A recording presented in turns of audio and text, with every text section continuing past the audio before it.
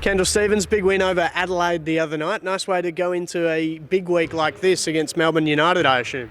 Yes, definitely. Of course, wish we could have performed better at Perth, but it was a blessing kind of in having a game 2 days later, so we was able to bounce back, get that bad taste out of our mouth, and hopefully we got to just keep this going, stay focused, and having a couple more days to prep and get our bodies right is always a good thing. What's the feeling like amongst the group at the moment? Being 4-1, near the top of the ladder at the moment, it must be going all right.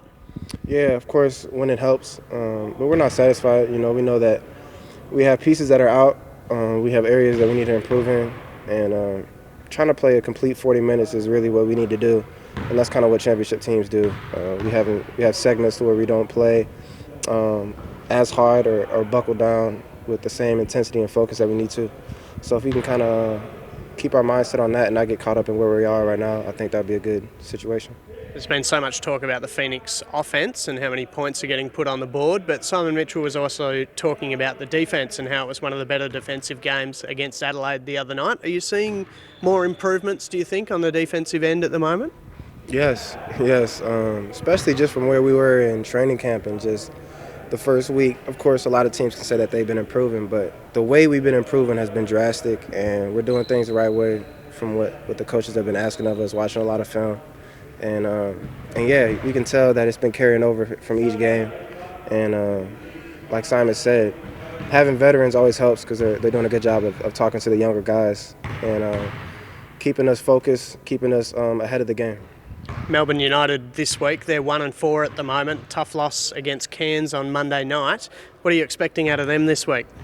Yeah, I mean, the record just doesn't mean anything. Of course, we know the intensity that they play with, the skill that they have, the talent. We know how the fans are going to be extremely pumped up for this game, and we know what it means, especially for their standings. So we know that at the end of the year, they're going to be a team that we're going to have to go through and that we respect. So they're going to be fighting. They have nothing to lose.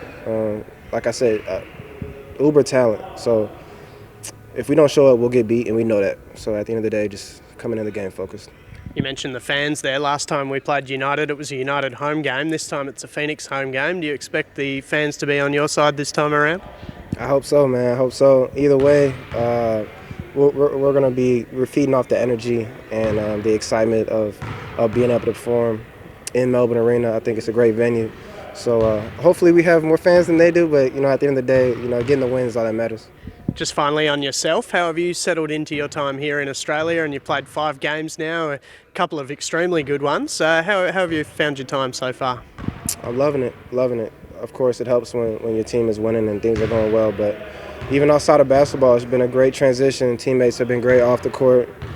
Definitely giving a lending hand with myself and just the transition of my apartment and things like that. Just having guys to hang out with and kind of the release away from basketball and away from the job is a big thing to keep your mind focused and recharged. So it's been a great transition and a great culture